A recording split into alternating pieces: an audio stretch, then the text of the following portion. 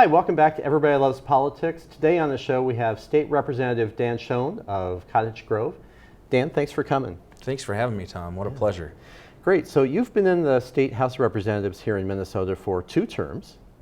So that's 4 years, correct? Yes. Yep. This was the 4th session. Okay. What made you get the bright idea to run for House of Representatives? Well, you know, I was finishing up a rotation on a task force working narcotics and violent crimes. Okay. And we had this huge problem in Hastings and Cottage Grove with synthetic THC, some synthetic drug problems. And we had a bunch of kids that were going down to tobacco shops and head shops and being able to purchase what was being sold as incense. Mm-hmm. But they knew full well what they were selling was poison to our kids. And so did a little advocacy with that and Senator Schoen, and actually we was on the Diane Sawyer News Show over the issue with a family out of Hastings was featured as well too. Did some testimony at the Capitol, and then afterwards got asked to run. And I absolutely thought, well, that's just ridiculous. I have had no part in this before, but I thought, you know, I looked at some issues that were also very upsetting to me at the national level at the time.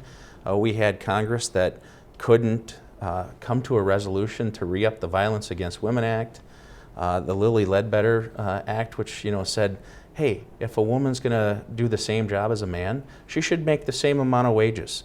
Exactly. You shouldn't be discriminated against because of that. And I have a daughter and a son. And I just know that if things are going to be better for my daughter, they're going to be better for my son too. And that's the whole point. And I guess, well, I said, why not? Why not? I guess if my friends like Senator Schoen really encouraged me and thought I should do it, we sat down and visited about it, and when it was all said and done, I was a candidate for the House. Wow. And then you won your first attempt? Yeah. Okay. Great. Was that kind of scary to be a candidate for the first time? And it was. When I was a paramedic out in western Minnesota, I started the Firefighters Union, and that was the local there. That was my first foray into anything political. And my mom had been on the school board. Of course, I always say I've got the best mom in the world, mm-hmm. because everybody does, I think. And it was scary, but I got into it. When you jump in, you almost don't have enough time to be scared to be a candidate. Right. At that point, yeah. And once you're in, you got to go. And that's just, if you're going to be willing to put yourself out there, you just got to be ready for what's coming. Right.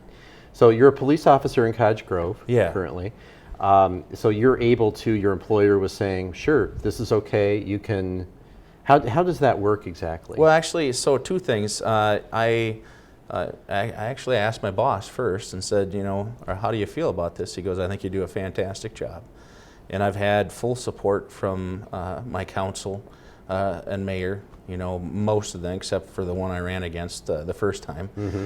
But, and then the local, really it comes down to the citizens that I'm fortunate enough to serve, because I always say, those legislative seats, whether it's the Senate or the House, they're not Dan Schoen's seat, they're not Katie Stevens' seat or Denny McNamara's seat. They're the people's seat, and you give us an amazing opportunity and an amazing experience to represent the citizens and my neighbors and my family in the state legislature. I tell you, it brings tingle to you all the mm-hmm. time, just thinking about the opportunity and the people that walk there before you and the good work that they've done, and to try to carry that on. I mean, that's just it's humbling.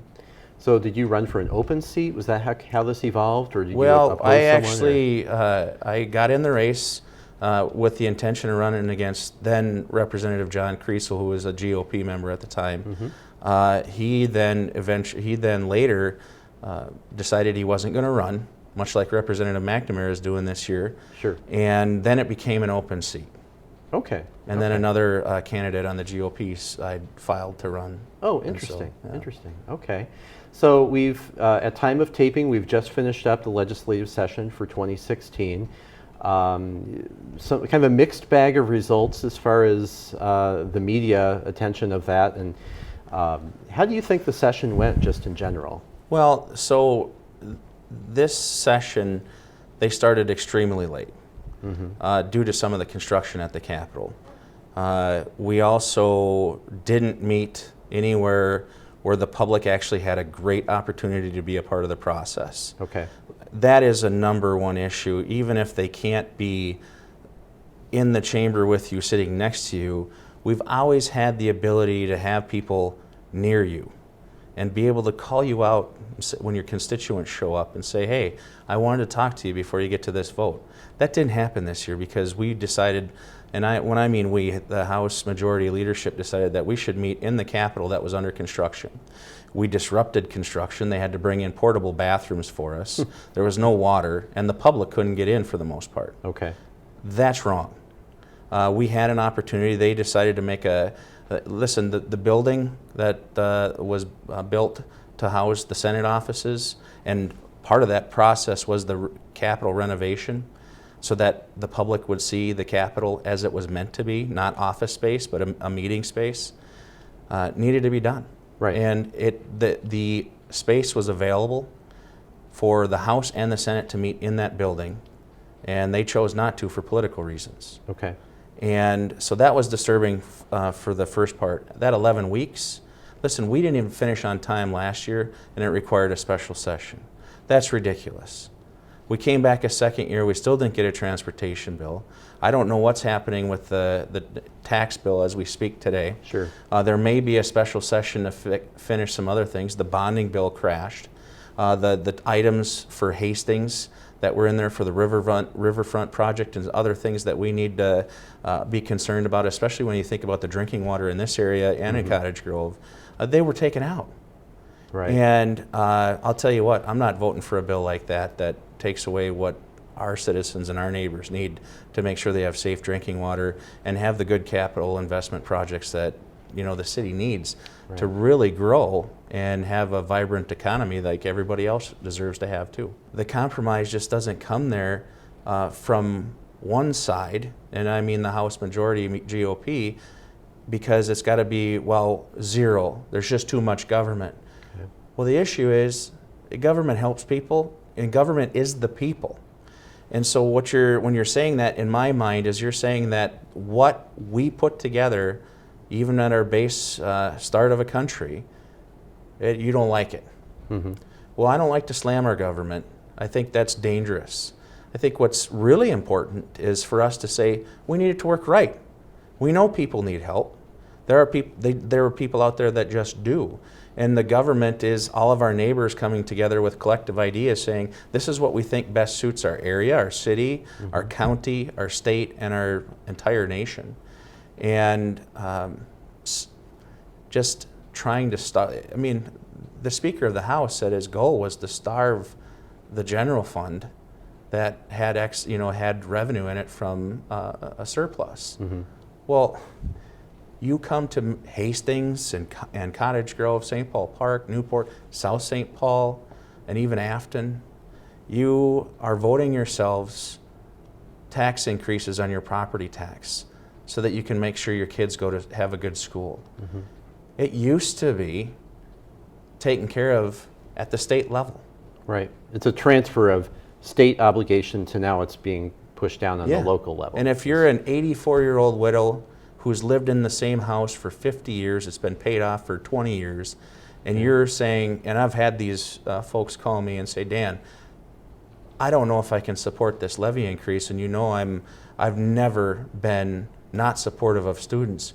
But when I look at this, and now it's going to be an extra $200, or it's going to be, and that's after you talk about the property value increase, because our economy is doing well. It's doing better. And so then the county comes out and reevaluates your property value. That'll go up. Yep. Therefore, your dollar amount goes up.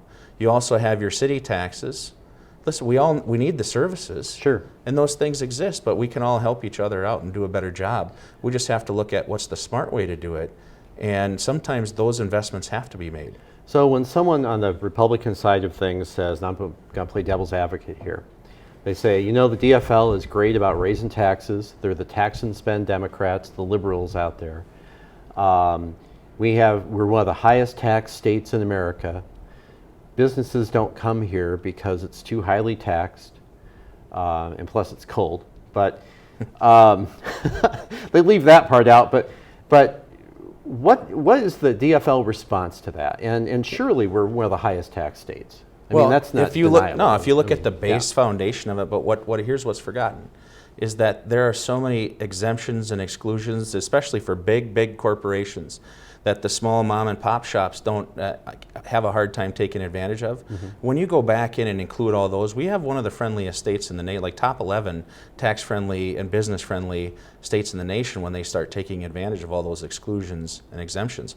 When I came in the majority and was on the tax committee, and we talked about saying, you have always told us that we need to reform the tax code, and when we said we'll bring down the rate and just broaden it out, people flipped out because they realized their own exemption, meaning their self-interest in everybody that comes up to the Capitol. They want their thing, and as long as they get theirs, they're out and they don't care. And that is hard too. That's hard to swallow when you think about how would this help the retired veteran down the street, right? But as long as this particular maybe big corporation gets their exemption, then they don't care about the rest of the tax bill. Okay. So when you look at folks that are coming here, or the businesses that are even have come here from Wisconsin, there's always an ebb and flow of business that will go. I mean, we have states that have a 0% income tax, or they don't have a property tax. I mean, they basically give the farm away to get a business there, and some of them don't go anyway. So if that was the case, if we were competing completely, there are states out there that have 0% income tax, but we still have citizens.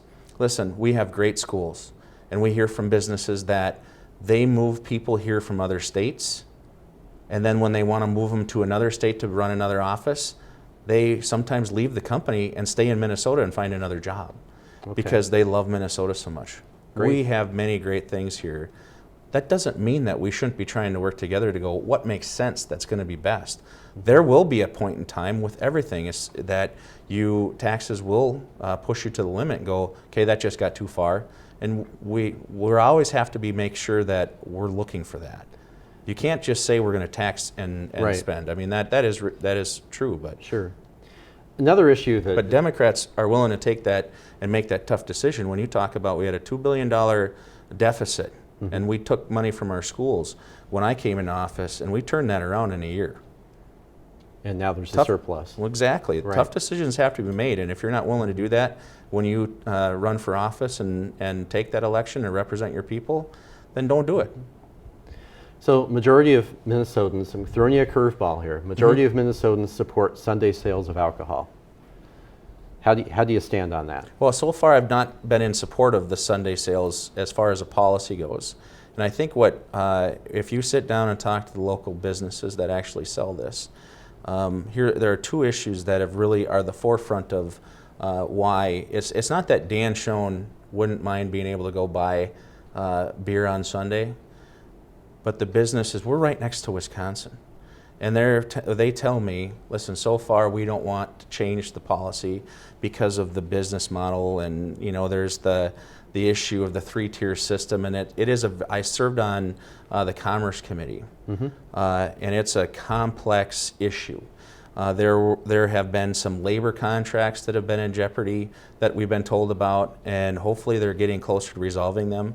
Well, what I can say is that, I have also advocated for if we're doing this, then it's not just liquor. We need to wipe out all Sunday prohibition, and it should be automobile sales too. And I brought it up, and when we bring up automobile sales, and I actually am on a bill that is to do complete prohibition for liquor sales and automobile sales. I was a co-author on that. And I just don't, I find it curious why the liquor industry was targeted, and then we won't include the automobile. I mean, the same argument goes, the automobile dealers don't have to open. But why is it that we won't take that off the books then too? Right. Okay. But listen, fair enough. The fact is, this Sunday prohibition isn't going to last much longer. Right. Right.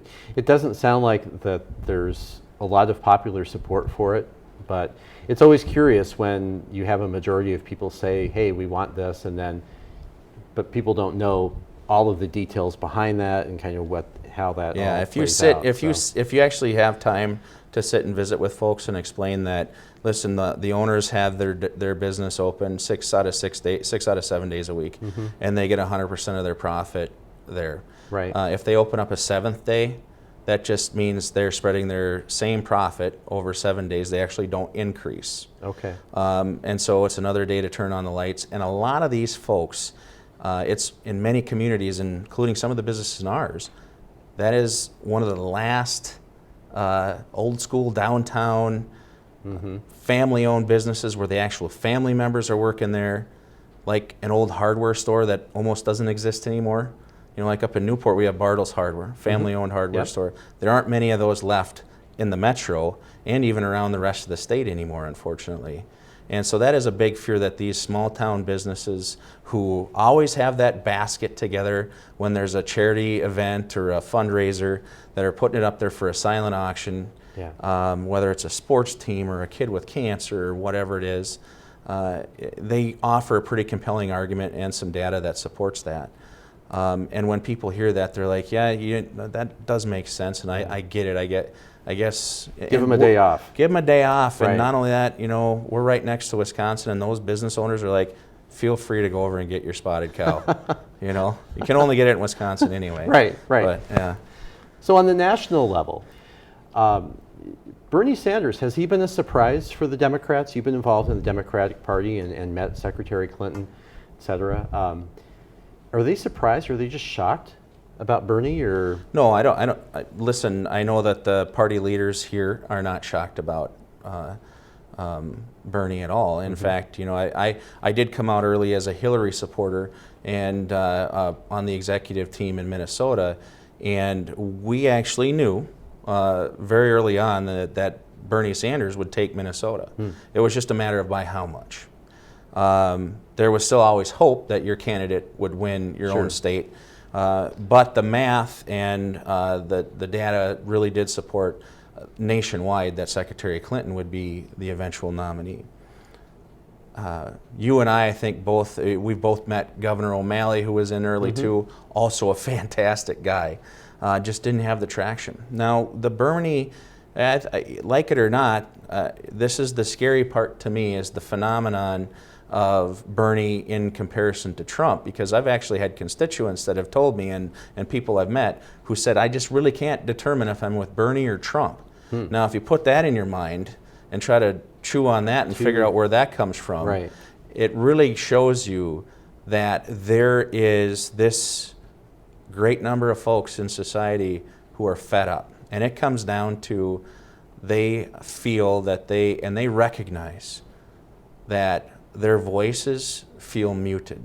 And when you take a situation like we have with Citizens United, where corporations can spend limitless dollars on lobbying and limitless dollars on campaigns, and people don't even get to know where that's coming from. But when you send Dan Schoen a check over a certain amount, it's on my campaign finance report. So everybody knows that. by law. Right, by law. Yep. So then why is it okay for large corporations to be able to do some of this stuff and not be tracked? Right.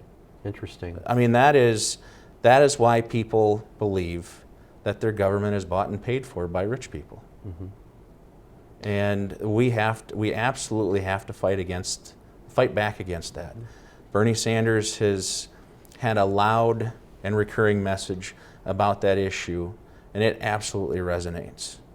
The substance of what we do around this country and around the world, noting how, and this is another issue, is how interconnected our economy is with the Chinese economy and other economies around the world because of debt that we have. I mean, really, probably the only way for us to actually solve some of the issues where we're upset about our connections to other countries is to finally, once and for all, get out of debt.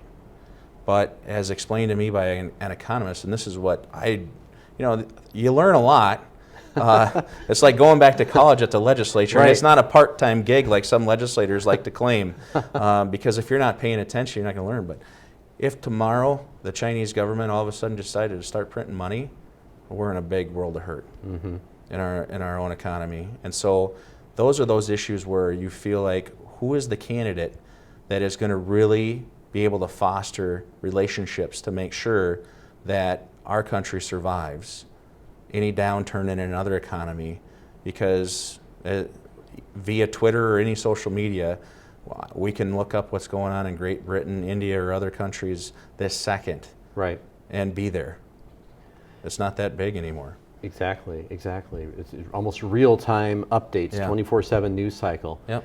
Speaking But we of, should be happy that people are getting involved. I mean, this is the number one issue. Yes. Is no matter what camp you're in, you got to vote. You got to be involved in what are your core values and who's going to be closest to that when the day comes when the nomination is up there. Is it going to be, are you with Trump, or are you with the party that says we take care of people and we care? We only have a minute or two, but Donald Trump, how do you explain his ascendancy to the nomination for the Republican Party? And are you frightened by this? Do you think it's maybe where you talked about people are just fed up, and he is the ultimate "I'm fed up" candidate out there? What's your take on Trump? If you're not fed up, or if you're not afraid that he's made it as far as he has, then you should be. Mm-hmm. This really comes down to a point of, it is frustration. I think you can see that there's a great amount of frustration amongst base Republicans with the current Republican Party, who has done nothing. Many of these states where are full red GOP representation and have some of the highest usage of welfare and whatnot, and social programs from the government, and they still vote, but then they're left out more than anybody. Mm-hmm. And then the American people just being left out of the process, like we've seen it even at the state capitol here. I mean, this is a growing frustration with the status quo, if you will, and I know that's something that's said a lot, but it is a reality. But it is a message of fear, and fear wins in politics, and if you need to study, you need to not let some news station tell you how to think and how to feel. You gotta, we need the American people, and all of us, whether it's city politics, county, or otherwise, evaluate the information and see, is it that ridiculous? Because a lot of the things he's saying are absolutely ridiculous, and we all know better. Okay. So we don't want to make this a political statement, obviously, but you are running for state senate to replace Katie Sieben. Yeah.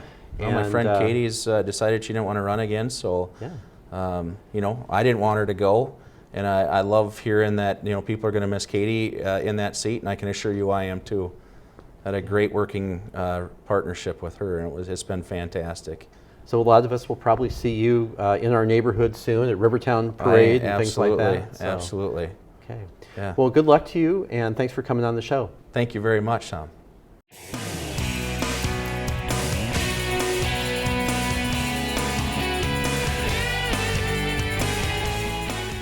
So here's a thought. It's something that you hear each time an election year rolls around. Why don't we get more people involved in politics? And why don't more people care what's going on? It's probably due to the fact that so much of what the average citizen sees related to public service is negative. People are understandably cynical about the whole process, believe nothing will ever get done, and wonder what difference it would make if they decided to throw themselves into the public arena. In addition, the number one complaint of Americans is that they simply don't have enough time in their personal lives. So when you look at the time commitment it takes to serve an elected office, it's not too surprising that most people don't run. What's really sad, actually, is the untold story that isn't being shared with the majority of us. There are, in fact, many more ways to become involved in public service at all levels of government and in your community than simply running for office. If you truly want to make a difference, you can actually do it without subjecting yourself and your family to the rigors of a campaign, and then 2 to 4 years of meetings, calls, and emails from constituents, and sometimes outright hate from those who disagree with you. In my view, then, it would stand to reason that elected officials, whether they're local, state, or federal, would want even more of their constituents to become involved at the unelected level, offering suggestions based on their experience, asking questions at meetings or online, and volunteering on citizen commissions or with nonprofit organizations like the Rotary or Lions Club, much in the way parents can be active in the PTA, but not choose to be on the school board. That's why I find it surprising when elected or appointed government officials who hear resident input, get asked questions, or receive a request for public information either completely ignore the request or respond defensively with something like, if you don't think I'm doing a good job, then why don't you run? The notion that somehow anyone raising a question to an elected official or a government agency must run for office in order to make a change is ludicrous. By this logic, if one of us has an issue with how our state representative, governor, or president is doing during his or her job, the only way to justify a question or a complaint is by then running against them at the next election. And what about lobbyists who get paid to complain and push their agendas on lawmakers? Is every lobbyist supposed to run for the legislature? Doesn't make much sense, does it? Let's face it, the great majority of us out here find it challenging to cobble together enough money and time to raise our families, much less get deeply involved in politics or government. So on the rare occasion when a private citizen feels strongly enough about an issue to write an email to an elected official or attend a public meeting and speak their piece, our government at all levels should be bending over backwards to listen and do what it can to either answer the question or at the very least address the constituent with the respect they are due without telling them to do it themselves if they don't like it. Sometimes it seems some of our elected officials have truly forgotten who they work for. And last time I checked, that was all of us, even if we dare to disagree. I'm Tom Bullington. We'll see you next time on Everybody Loves Politics.